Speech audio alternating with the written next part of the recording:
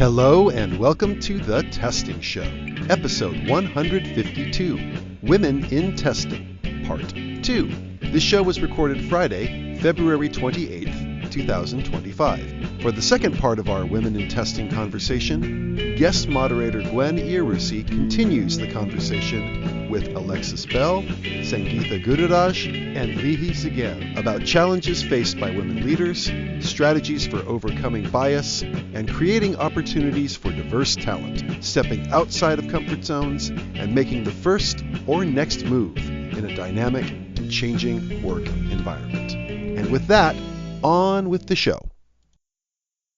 I think one of the things that this highlights is that we've all had very diverse experiences, some similar challenges, I think, in our experiences kind of gaining traction in our career, making that next step. As organizations are facing this cultural shift, how do we move past that?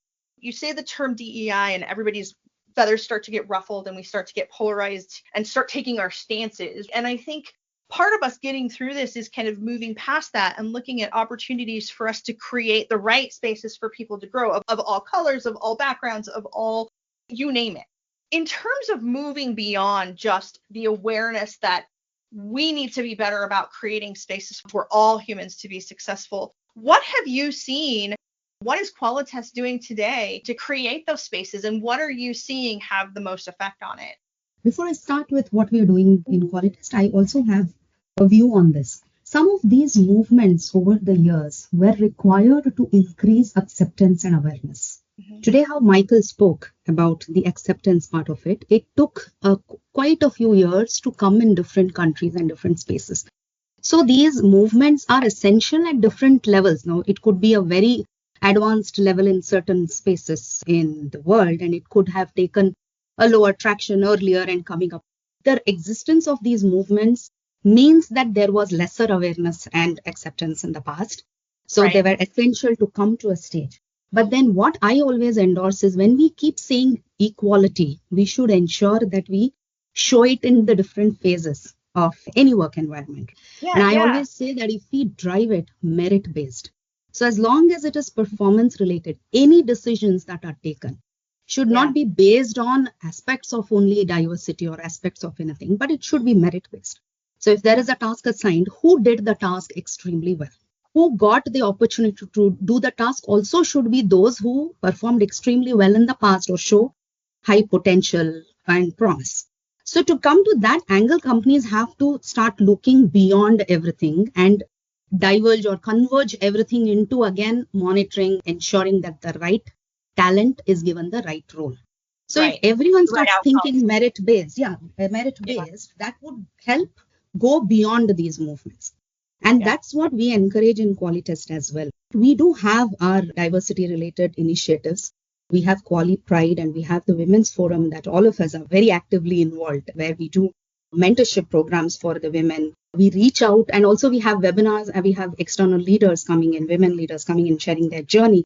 All of this is to increase the awareness, acceptance, as well as give women the voice that they need and show them that, hey, we are here to support you. I have been part of the mentorship program. I'm sure Lihi and Alexis can add as well. And the questions they ask us, we have already lived that and we know the exact answer. And we go back so satisfied saying that we have helped 10 women to do it something much easier than what we went through 10 years back. It was quite tougher for us. So I think these are the initiatives that really matter. And I'm sure many companies are doing that. And that has opened the door to more talent coming forward. And then the choice should still be merit-based. The biggest obstacles for this is men who think that too many diversity initiatives are being happening and women who go too feministic. Both are actually obstacles. That polarized view. Yep. And both actually become the obstacles for it. Yes. Yeah. And also the fact that whatever you overdo, it will never help the larger public or the greater cause. That is what we have to be conscious. And many companies have beautifully handled that, been very conscious about it. And the only thing that works is going merit-based. And I've seen that over the years and by experience. And to map that, we need the lens of equality. And that comes with awareness and acceptance. So it is actually a vicious circle. We have to do one to big get old cycle, right? It does. Lihi and Alexis, you all are on more of the operational side. You are leading teams. In many cases, I'm sure you're involved in hiring and career development of the teams reporting into you. What are you seeing have the most impact in terms of creating opportunity and making sure that diverse voices are being heard and that diverse talent is getting those opportunities to shine? Thinking about what Sangeetha said, having things be merit-based, I think it's important. If anyone's doing well, speak up highly about them. Speak up to senior leadership, highlight them, put them in front of whoever it is, give everybody opportunities to shine, to rise, to be seen. That's something that we can do. When you're hiring, again, it's merit, but look harder. Right. How do you get some diverse candidates? Where are people not looking? Where are people looking? What might be some of the limitations when you're doing LinkedIn searches or job descriptions? You have to figure out how those can also be inclusive. I think it's our job. I think it's our role. We all need to take the extra time to do that. Make sure you have a diverse pool of candidates. So I like that you want to go on merit. We're not hiring somebody because they're a woman, but you definitely want to make sure that we have the candidates there. You're not hiring somebody because they're whatever, diverse, but you want to make sure that we have that pool. Because if you just have the same exact pool, it's not going to work. I also think the sponsorship thing is really important. I've been really lucky. I've had sponsorship. You have to have mentors and you have to be a mentor and you have to sponsor. I got where I am today because I have mentors and leadership has allowed me the opportunity. And when I moved into my first tech job, it's because somebody took a chance on me. So you have to take a chance on somebody as well. If you just wait for somebody to have proven themselves, you're missing out on anybody who has potential. So you do have to take a risk as well. I think that's part of what we need to do as leaders. Awesome. Lihi? I agree with Sangeetha and Alexis, and also about the conscious and the true overriding and looking all the time and monitoring ourselves. I would say, looking at myself and my experience and what I feel like that is contributing maybe daily is I would try to call it self-promotional. But how can you do self-promotional, right? If you have any kind of a background. I'm not speaking even only about women, okay? I can see some of the people, even with different regions, at least from Israel, you have a lot of communities. Sometimes they are minors, okay? And we are working with them. And to see a lot of the time, those employees, potential managers, they are behind the scene, don't always want to make their voice. And it's something that we need to help them. And I think that we are as leaders, this is our place to go a little bit beyond our daily work and to see what we can do more. At least for my managers, not even the daily employees. And then I expect them to do the same with their employees, is to take them out of their boundaries, a little bit out of the comfort zone, to ask them to write an article, to ask them to participate or to be the one to represent anything that I could have done easily. This is my point of view for pushing them a little bit in the good way. If someone is not ready for that, that's fine. But most of the people usually take it as a compliment and they like the challenge and it takes them to the next step. You all hit on something that I think there are some commonalities, even though you have these different perspectives. The things that stand out when I'm hearing you all are things like staying curious in your role, not only for your own career development and opportunities for yourself to get out there and get outside of your comfort zone, but also as a mentor, as someone who is now paving the way for others to come into this world and make their own mark, digging in and discovering that talent, taking that on as a personal responsibility as a leader in an organization. No matter who you are, whether you're a woman or a male leader, it is something we all are responsible for as leaders. And I think it's sometimes easy to forget that. You get really complacent and you get into the day-to-day problems and you don't really think about the larger talent development piece of your role. You bring up these really great points in terms of looking for the talent and maybe searching in areas that wouldn't be your normal go-to places or your normal conversations, and digging in and maybe looking at some of these individuals. And Alexis, as you mentioned, giving people a chance that maybe just are waiting. So all great, fantastic points. On the opposite side of that, I don't want to undermine the fact that it continues to be a challenge for women, especially at the leadership levels, to not only stay at that level, but also be in that environment and be successful. And so one of the things that when we talk about bias, and you see bias at the top, and I think you actually see quite a bit more bias even at the top than you do. And maybe that's a byproduct of the pool of positions are a lot smaller. And so you're dealing with a much smaller set of individuals in that regard. And so by nature, it's a lot more difficult to succeed and grow in that space. But as women leaders who are in this space, what are you seeing as some of the biggest challenge you're facing, and how are you approaching that? When we talk about bias and when you experience small things in the workplace that get you into that mode of, you know what, I want to quit tomorrow. I think one of the statistics I looked at recently is 47% of women in technology roles want to quit every week. And I'd love to see the research on that, but I can speak to that. There are multiple days a week where why am I doing this? Can I go bake bread somewhere and just be done? And I think that's a very real part of this. And yet here we are. We're continuing to be in these spaces. So how have you overcome some of this bias? What are some of the challenges that you've taken on personally? And how are you tackling that in your day-to-day? I can share one close to my heart, but I think for most of the people, majority of the population, let's speak about microaggressions. You will always see it in the street and also in work. I do think that a lot of the time, this microaggression is unintentional. And you see this person and you understand where he comes from. You understand either he's angry, either he's unsatisfied, or even just hurt, not in a good state right now. And we sometimes dismiss it and we're saying, hey, this is not a big deal. I had such a thing last week and I was thinking a lot if to raise it, if to make it a lesson learned or not, because I understood where it came from.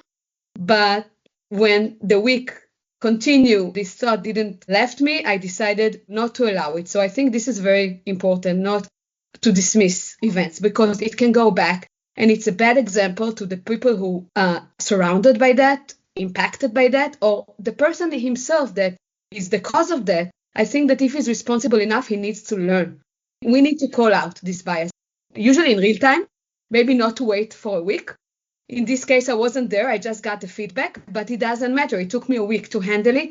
Also speaking for myself, I think we should not allow it. We should not dismiss it. And I think this is a culture and important stuff that should not make us say something like you mentioned, like I want to quit again this week because this is what happened to me. It helps us to reinforce like culture and respect. I think it's very important. Yeah. Sangeetha, Alexis? So in my case, it's very tough now, Gwen, because what gets us here might not take us there. And now we also recognize all the biases. Earlier, maybe I was subject to a bias and I didn't understand. I used to only feel bad about it. And then some advocacy would happen and I would grow out of it. I go self-advocate and I get. But now because we've seen it so much, and I have worked very closely with so many leaders in the past, and now we can see it so clearly. So the first thing we have to do is call it out and coach anyone who does it. I've seen biases in women as well, right? It's not when you're in leadership roles. After a point of time, we all think alike and it all becomes very black and white sometimes. And there are biases, they are still unintentional. It's like a black hole. They have no clue that this is happening with them. So we have to call out the biases and show that this is how it is. So now because we know it and it is very clear, I also went through it myself. When it happens and you've recognized it and it has happened to you, you still are in a stage where you don't know what to do. And that was very tough. That's very tough and it happens at any time. There is allyship, the friendship and the support that you receive when you are in the room. And then there is advocacy, is the support you receive when you are not in the room and someone is advocating for you. And that helps your potential be tapped somewhere else. And you have to start seeking for that advocacy. And we are in a stage where we can go ask for it. Advocacy is much higher than allyship, and that's what might take us to the next level. We have to seek for it and go do it. And you have to do that whole, I felt that I had to go through the drill all over again. And you still get subjected to it at any level. And it is okay. Now at least you recognize it. And then you know what to do around it. And then you move forward. It will always remain tough, I think. And we have to call it out always. I think we should call it out nicely and explain to the person, because they will never take it well, because nobody wants to hear that, hey, you are biased. For Good sure. part is that it's part of my job. So I get to get away by saying that. Yeah. And I was going to say, being in HR, you probably see this on the regular when addressing it, when calling out these things. What advice would you give for doing that in a way that doesn't trigger that guilt mechanism? There is a shame mechanism. And Matt, I know we've talked a little bit about this in terms of the shame mechanism that can get triggered when we start throwing out these terms and we start having topics like this, and if we call out something as a microaggression, that can immediately trigger that shame response and put up the defensiveness, which is the last thing we really want. To your point, it's about continuing to raise awareness, to acknowledge the fact that some of these things that we've done historically aren't conducive to achieving what we're after here. What would you recommend in terms of how to approach that? See, people are also practical. So when we approach and say that what has always worked is not directly say, hey, you did this and see it looks like this, because I've already given my opinion about it. And that triggers the defensiveness almost immediately. Giving examples of some other case has always helped me have the leader think internally. So the example I quote is of something else that has happened to someone else. And here I have a feeling that this is how this may look. Do you want to reconsider? The example says that it's not happening here. It's happened to someone else, but do you want to reconsider and relook? Immediately the bias is acknowledged and recognized, but at least it's not confrontational. So we start with that, and then we are given an opportunity to coach. And it depends on the allyship we have with the leaders that we've call it out, but giving a neutral example and then saying that this looks very similar, do you want to reconsider? At least 99% of the times, I have not seen the person be defensive if we approach outside in first. Alexis, what about you? How are you tackling that bias from your perspective? I think the first step is identifying them, because sometimes they're very subtle. With consulting and what we do, it's great and powerful to be able to put things into frameworks and say, okay, we can break this down and make everything digestible. Again, I have mentors and people who coach me how to do this. Some examples that really frustrate me where I see the biases is, Michael, I think you were mentioning about how you cook for your wife and your kids. I think normalizing that so you don't get any weird comments does really help. Having men set the norm does help a lot. It is weird to think in this circumstance, we still need men to also normalize that. You can't do it in silos. My husband cooks. We both share responsibilities. But a lot of times I travel for work and I always get, who's watching the kids? How are you not home? What are your kids doing? Are they okay? Is your husband okay with this? I am sure that men are not getting that question. It's so frustrating. I wish I got that question. That would be so refreshing. I would feel so great. They just assume I can do it all. I do want to add one thing in here just to give an additional statement. And this is just something that my daughters and I have participated for in a number of years. We have been a performing troupe, the three of us, in different capacities in regards to, say, Renaissance fairs and also anime and cosplay type events. A lot of the time, the cosplays that my daughters have been praised on, oh, wow, that looks amazing. They very happily smile and say, thanks, my dad made that. And the running joke for years has been, I am a man with a sewing machine and I am not afraid to use it. And again, it comes down to, I wanted to encourage my daughters to say, look, do I know my way around a car and can I fix some things on a vehicle? Can I change oil? Yes. Can I change out spark plugs on a car? Sure. Can I fix flats? Absolutely. But I also want to encourage them to do it. Now, they may decide they don't want to, and that's fine. But I want to give them that experience. And also, I want to show them, hey, I know how to make clothing. I know how to design things and make them work for this, ranging anywhere from 13th century Middle Ages to hyper modern foam armor. And it's something that I wanted to make sure that they knew that I did not look at anything as demeaning or beneath me, but also to show them that anything that I can do, they can do, and vice versa.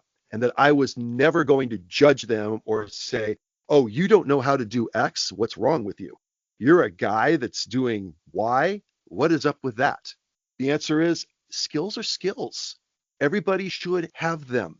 Yeah, there are certain skills that are historically and traditionally associated with women. But in today's world, with the fact that technology and other factors being great equalizers, that also means that there is no reason, generally speaking, that a guy can't do something that's historically a woman's job and that a woman can't do something historically that's a man's job, frankly. Yeah. I think identifying where the biases happen. Another place I see it A lot of times we'll be in a meeting and somebody will say, oh, John did this, somebody did this, somebody did that, and they'll give everyone credit.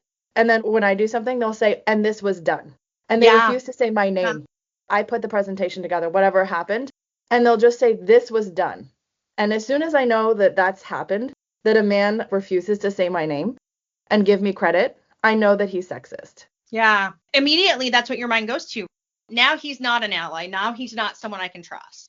That one moment, I know that, okay, that guy's not an ally. I have to figure out how to change that. And I have to get everybody on my side, because you need to have people on your side. You need to have your supporters. And then you have to have them help you create a safe space. Identifying where the biases come in, it is helpful because you know what you need to do next. But it is incredibly annoying and offensive when I'm on a call and a guy refuses to give me credit. I haven't really solved on how to fix this. Takes credit for. Yes. Credit. Takes credit or restates your position as their own. Exactly. I just have one example of, for every man who doesn't give credit, I've had at least 2 men who I would make an ally even before I go into that meeting and say, you have to say my name twice and go there and say that this is what's happened. And they have done that there and it has helped. So for every man like that, we also have a man who would do that. It's all about finding them for each of us that need it. I think you make some amazing points, Alexis. And I think getting to this space where we feel comfortable, part of it is getting to that level of confidence in ourselves and in standing up for ourselves in those moments in the right way that kind of builds bridges as opposed to creating more divisiveness. I don't know about you, Alexis, Lihi, Sangeetha. I've had those experiences cause real damage in my life. I tend to take those. I'm neurospicy, so that adds a whole other level of personal taking that and going, oh man, do I really even belong here? Feeding into that. It's funny you mentioned acknowledging this. I'll give a quick story that happened recently. Our CEO at Zions Bank actually took the time. He took an hour out of his day to sit down with any woman who wanted to join the conversation. And he just listened for an hour, which I found amazing. That is something I've never experienced in my 30-year career. The top leader of an organization just getting together to hear perspectives, to hear experiences.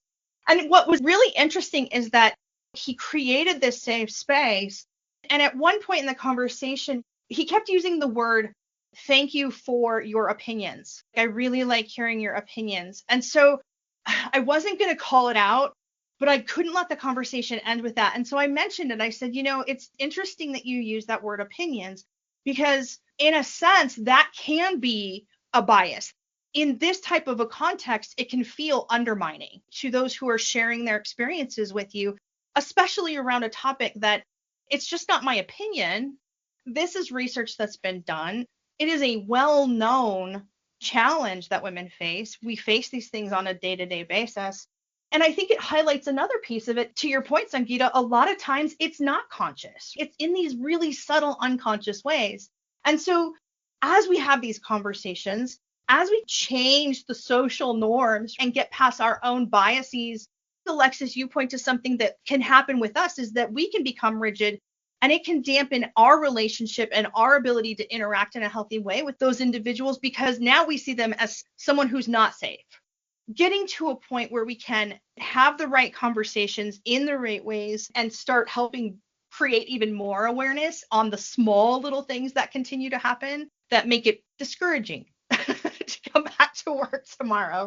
And Michael, your point around getting outside of those social norms, there's a lot to be learned and there's a lot to be gained from looking at getting out of our assumptions and moving past our assumptions about people and staying curious in these situations. I relate to every one of your experiences. We're getting to the end of the hour here. If you were to give women who are just entering this space and really trying to get their leg in the door, get to that next role, what would be your number one recommendation for them as someone who's gone through it? Lihi, you want to start us off? Okay. I think the first thing for anyone who would like to promote himself, and again, shouldn't be only women, is to understand or to visualize which roles or where he can see himself. It shouldn't be one, could be 1, 2, or 3. Where is his next place he wants to be? What is your next place that you want to put yourself? Most of the time, people do not do this to themselves ever, also in management. We don't have time. So it's kind of pausing and to think what is the next step. And then there's a lot of way how to get there. But I think you need to vision 1, 2, or 3 options. What is the next step? By the way, it can be also home working dad, like my partner, and it's great for me. And again, that's the question. Where do you want to be and how to get there? That's the next one. So maybe the first one is Awesome. like, where do you want to be? Yeah. Awesome. Alexis? So I think it's important to be confident, to bring value. I think every day you should look at your day. Did you bring value? Who did you do that for? Give credit where it's due. If you're coming in new or you want to get promoted, it's still nice to lift other people up and give credit. Once you do that to somebody, they put their guard down, they put their gate down, and you become an ally. So I think that's important no matter what level you're at. I think that shows a lot of confidence. Also, be humble. And it's a fine line. I think you have to be confident and be humble because nobody likes somebody who's cocky. Yeah, be confident, but not self-deprecative, maybe. Mhm. Which is hard at times. I know. Sometimes that cuts the tension. Yeah, be confident, bring value, give credit, lift people up, and be humble. Okay. Sangeetha? I would always say stand up for yourself because you'll always find support if you stand up for yourself first. Find your voice. Say that out loud and clear. Let's not fall into the victimhood because there's a lot of information that keeps flowing in, and just at the entry level itself, the women will feel, oh, I'm going to be judged in these ways. Don't fall for it.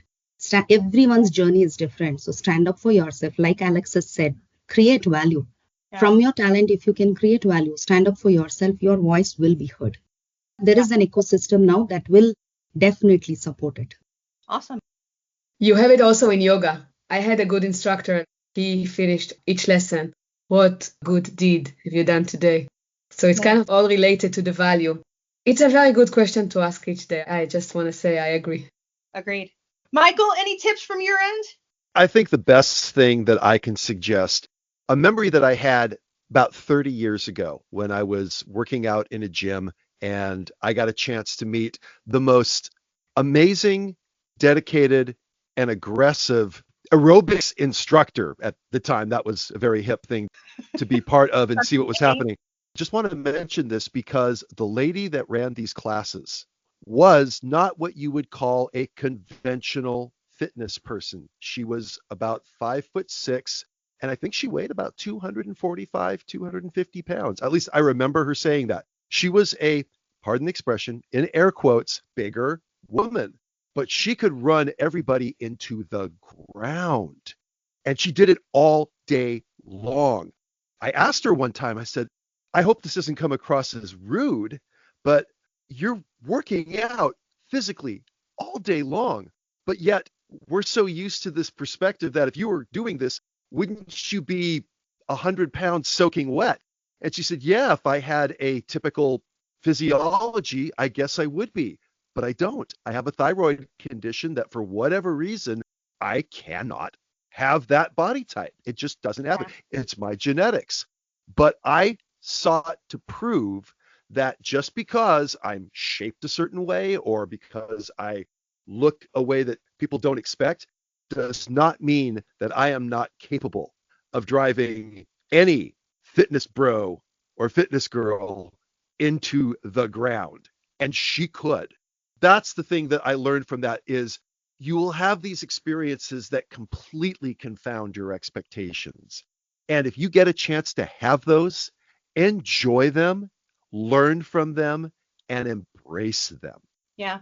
From everyone, I'm hearing keep going, get in there, advocate for yourself. And I think one of the things that stands out from all of you is maybe know thyself, which is something that I think is a key to good leaders of any kind. As we wrap this discussion up, thank you so much, all of you, for joining the conversation today. I hope it has proven to be a valuable time spent. Thank you all for joining. Thank you for the opportunity. This was really inspiring, and it's always nice to be listened to, heard, supported, and get to share what everyone else is going through. I love these kind of conversations, so thanks for including me. It's been awesome. I really appreciate it. I want to listen to this podcast. I can't wait. Thank you. Likewise. +1. Thank you so much. Yeah, likewise. It's great to be inspired, and I was, so thank you for all of you. So thank you. Thank you all for joining the conversation today. It's been very insightful and encouraging and inspiring. And thank you to all listeners out there. And join us next time on another testing show. And we're signing off. Goodbye. Thanks, everybody. Goodbye. Thank you. Goodbye. Goodbye. Thank you. That concludes this episode of The Testing Show. We also want to encourage you, our listeners, to give us a rating and a review on Apple Podcasts, YouTube Music, Spotify, and the other places that The Testing Show can be found. Those ratings and reviews help raise the visibility of the show and lets more people find us. Matt and Michael have written a book that has distilled many years of this podcast, along with our decades of experience, and you can get a copy of it for yourself. Software Testing Strategies, a testing guide for the 2020s, is published by Pact Publishing and is available from Pact Publishing directly from Amazon, Barnes & Noble, and many other online booksellers.